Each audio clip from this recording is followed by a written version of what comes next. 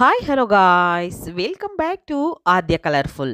ನಾನು ಸುಮಾ. ಫ್ರೆಂಡ್ಸ್, ಇವತ್ತಿನ ವಿಡಿಯೋದಲ್ಲಿ ತುಂಬಾನೇ ಈಸಿಯಾಗಿ ಮಾಡುವಂತಹ ರುಚಿಯಾದ ಒಂದು ಸ್ವೀಟನ್ನು ನಿಮ್ಮ ಜೊತೆ ಶೇರ್ ಮಾಡಿಕೊಳ್ತಾ ಇದ್ದೀನಿ. ಹಾಲು, ತುಪ್ಪ, ಕೋವಾ ಇಲ್ಲದೆ ಕೇವಲ 3 ವಸ್ತುಗಳಿಂದ ಸ್ವಾದಿಷ್ಟವಾದ ಒಂದು ಸ್ವೀಟನ್ನು ತಯಾರಿಸೋ ವಿಧಾನವನ್ನು ತಿಳಿಸ್ಕೊಡ್ತಾ ಇದ್ದೀನಿ. ಖಂಡಿತವಾಗ್ಲೂ ತುಂಬ ಈಸಿಯಾಗಿ ಮಾಡ್ಕೊಳ್ಳುವಂಥ ಒಂದು ಮ್ಯಾಂಗೋ ಕೋಕೋನಟ್ ಬರ್ಫಿಯನ್ನು ನಿಮ್ಮ ಜೊತೆ ಶೇರ್ ಮಾಡ್ಕೊಳ್ತಾ ಇರೋದು. ಖಂಡಿತವಾಗ್ಲೂ ಒಂದ್ಸಲ ತಯಾರಿಸಿ. ಮೊದಲನೇದಾಗಿ ತುಂಬ ಚೆನ್ನಾಗಿ ಹಣ್ಣಾಗಿರುವಂಥ ಒಂದು 2 ಮಾವಿನ ಹಣ್ಣನ್ನು ತಗೊಳ್ತಾ ಇದ್ದೀನಿ. ಸ್ವಲ್ಪ ದೊಡ್ಡ ಗಾತ್ರದಲ್ಲಿರುವಂತಹ ಮಾವಿನ ಹಣ್ಣನ್ನು ತಗೊಂಡು ಈ ರೀತಿಯಾಗಿ ತೊಳೆದು ನೀಟಾಗಿ ಕಟ್ ಮಾಡ್ಕೊಂಡಿದ್ದೀನಿ.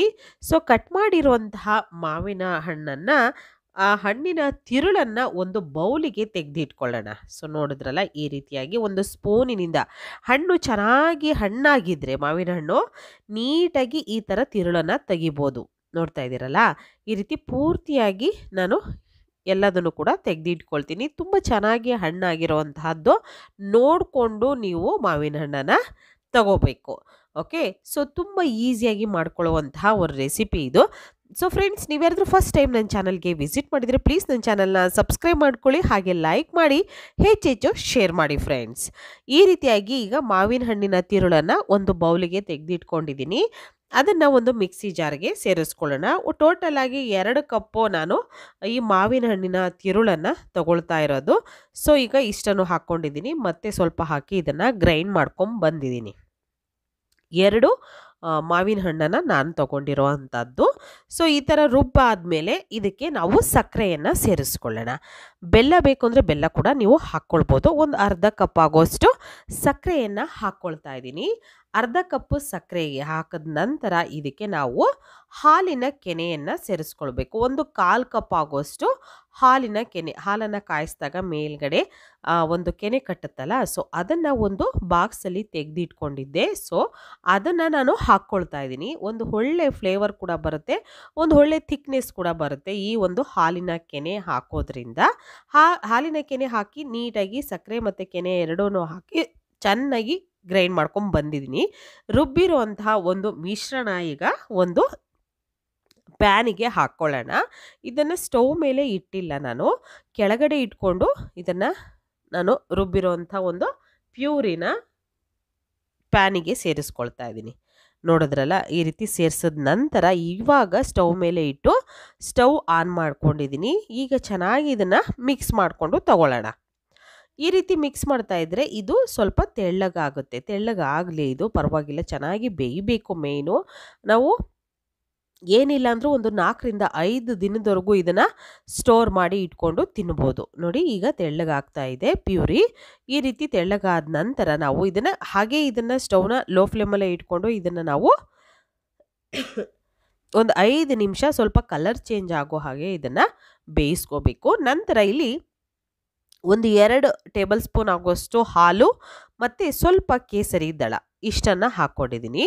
ನಾವು ಕೇಸರಿ ದಳ ಬೇಕು ಅಂದರೆ ಹಾಲಲ್ಲೂ ಅದನ್ನು ನೆನೆಯೋದಕ್ಕೆ ಬಿಡ್ಬೋದು, ಅಥವಾ ನೀರಲ್ಲೂ ಕೂಡ ನೀವು ನೆನೆಯೋದಕ್ಕೆ ಬಿಡ್ಬೋದು. ಆದರೆ ಹಾಲಲ್ಲಿ ಹಾಕಿದ್ರೇ ಅಷ್ಟು ಚೆನ್ನಾಗಿ ಬರೋದು. ಸೊ ಒಂದು 2 ಟೇಬಲ್ ಸ್ಪೂನ್ ಹಾಲು ತೊಗೊಂಡಿದ್ದೀನಿ. ಬರ್ಫಿಗೆ ನಾನು ಮತ್ತೆ ಯಾವುದೂ ಹಾಲು ಕೂಡ ತೊಗೊಂಡಿಲ್ಲ. ನಂತರ ಇಲ್ಲಿ ಫ್ರೆಶ್ ಕೋಕೋನಟ್ ಅಂದರೆ ಹಸಿ ಕೊಬ್ಬರಿ ತುರಿಯನ್ನು, ಕಾಯಿ ತುರಿಯನ್ನು ತಗೊಂಡಿದ್ದೀನಿ. ಹಸಿ ಕಾಯಿ ತುರಿ 1 ಕಪ್ ಆಗುವಷ್ಟು ಹಸಿ ಕಾಯಿ ತುರಿಯನ್ನು ತುರಿದು ತಗೊಂಡಿದ್ದೀನಿ. ಬೇಕು ಅಂದರೆ ಸಣ್ಣಗೆ ಕಟ್ ಮಾಡಿ ನೀವು ಒಂದು ಮಿಕ್ಸಿ ಜಾರಿಗೆ ಹಾಕಿ ಗ್ರೈಂಡ್ ಮಾಡಿ ಕೂಡ ಹಾಕ್ಕೊಳ್ಬೋದು. ಈಗ ಈ ರೀತಿಯಾಗಿ ನಾನು ಪ್ಯೂರಿನ ಚೆನ್ನಾಗಿ ಕುದಿಸ್ಕೊಳ್ತಾ ಇದ್ದೀನಿ ಸುಮಾರು 5 ನಿಮಿಷಗಳ ಕಾಲ. ಓಕೆ, ಆಗ ನಮಗೆ ಒಂದು ಕಲರ್ ಕೂಡ ಚೇಂಜ್ ಆಗುತ್ತೆ. ಆಗ ಸ್ವಲ್ಪ ಒಳ್ಳೆ ಫ್ಲೇವರ್ ಬರ್ತಾ ಇರುತ್ತೆ ನಮಗೆ ಆ ಮಾವಿನ ಹಣ್ಣಿನಲ್ಲಿ. ಆಗ ನಾವು ಈ ಕಾಯಿಯನ್ನು ಸೇರಿಸ್ಕೊಳ್ಬೇಕಾಗುತ್ತೆ. ಸಣ್ಣಗೆ ತುರಿದು ಕೂಡ ನೀವು ಹಾಕ್ಕೊಳ್ಬೋದು, ಅಥವಾ ಗ್ರೈಂಡ್ ಮಾಡಿ ಕಾಯಿಯನ್ನು ಮೇಲ್ಗಡೆ ಕಪ್ಪು ಭಾಗನ ತೆಗೆದುಬಿಟ್ಟು ನೀವು ಕಟ್ ಮಾಡಿಕೊಂಡು ಹಾಕಿ ಗ್ರೈಂಡ್ ಮಾಡಿಕೊಂಡು ಕೂಡ ನೀವು ಸೇರಿಸ್ಕೊಳ್ಬೋದು. ಕಾಯಿ ತುರಿ 2 ಕಪ್ ಆಗೋಷ್ಟು ಕಾಯಿ ತುರಿಯನ್ನು ಹಾಕ್ಕೊಳ್ತಾ ಇದ್ದೀನಿ. ನಿಮಗೆ ಎಷ್ಟು ಬೇಕೋ ನೋಡಿಕೊಂಡು ಉಪಯೋಗಿಸ್ಕೊಳ್ಳಿ. ಈಗ ಕಾಯಿ ತುರಿಯನ್ನು ಹಾಕಿದ ನಂತರ ಒಂದ್ಸಲ ಚೆನ್ನಾಗಿ ಮಿಕ್ಸ್ ಮಾಡ್ಕೊಳ್ಳೋಣ. ಆದಷ್ಟು ಸ್ಟವ್ನ ಲೋ ಫ್ಲೇಮಲ್ಲೇ ಮಾಡೋದಕ್ಕೆ ಟ್ರೈ ಮಾಡಿ ಒಂದು ರೆಸಿಪಿಯನ್ನು. ಹೈ ಫ್ಲೇಮ್ ಮಾಡೋದ್ರಿಂದ ಕೆಲವೊಂದು ರೆಸಿಪಿ ಬೇಗ ಕಲರ್ ಚೇಂಜ್ ಆಗಿಬಿಡುತ್ತೆ. ಸೊ ಅವಾಗ ನಾವು ನಿಧಾನವಾಗೇ ಮಾಡಬೇಕು. ಸ್ವಲ್ಪ ಟೈಮ್ ತೊಗೊಂಡ್ರೂ ಪರವಾಗಿಲ್ಲ. ಸ್ಟವ್ನ ಲೋ ಫ್ಲೇಮಲ್ಲೇ ಇಟ್ಕೊಂಡು ನಾವು ಮಾಡಬೇಕಾಗತ್ತೆ.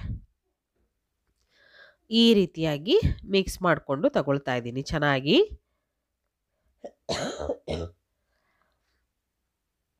ನೋಡಿ ಇಷ್ಟು ಪರ್ಫೆಕ್ಟಾಗಿ ಬರ್ತಾ ಇದೆ. ಇದು ಏನಿವಾಗ ಇದನ್ನು ಬೇಯಿಸ್ತಾ ಇದ್ದೀವೋ ಇದೇ ರೀತಿ ಕೈ ಆಡಿಸಿ ಇದನ್ನು ಸುಮಾರು 1 ನಿಮಿಷಗಳ ಕಾಲ ಬೇಯಿಸ್ಕೊಳ್ಳಿ.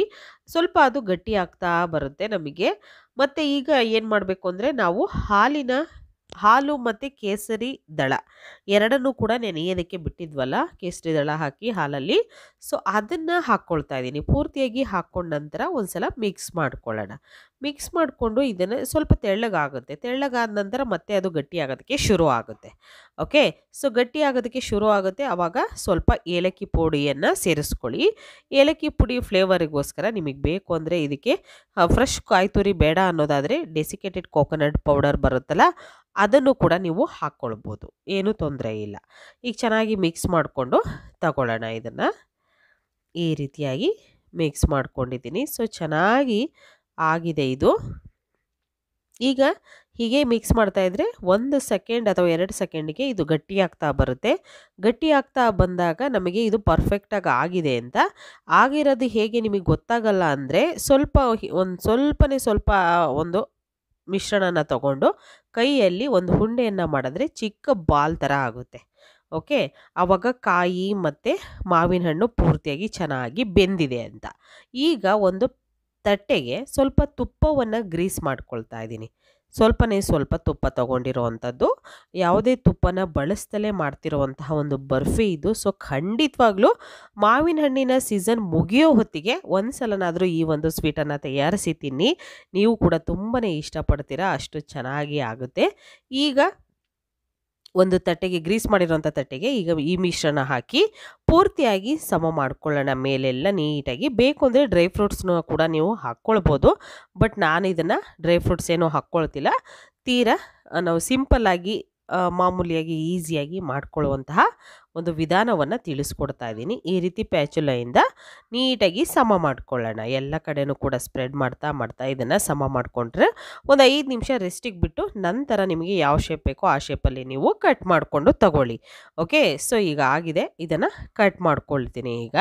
ಸೊ ನೀವು ಕೂಡ ಹೀಗೆ ತುಂಬಾ ಈಸಿಯಾಗಿ ಟೇಸ್ಟಿಯಾಗಿ ಮಾಡುವಂಥ ಹಾಲು, ತುಪ್ಪ, ಕೋವಾ ಇಲ್ಲದೆ ಕೇವಲ 3 ವಸ್ತುಗಳಿಂದ ಸ್ವಾದಿಷ್ಟವಾದ ಸ್ವೀಟು ಅಥವಾ ಮ್ಯಾಂಗೋ ಬರ್ಫಿಯನ್ನು ತಯಾರಿಸಿ ನೋಡಿ. ಹೇಗೆ ಬಂತು ಅಂತ ತಪ್ಪದೆ ಕಾಮೆಂಟ್ ಸೆಕ್ಷನಲ್ಲಿ ತಿಳಿಸೋದಂತೂ ಮರಿಬೇಡಿ.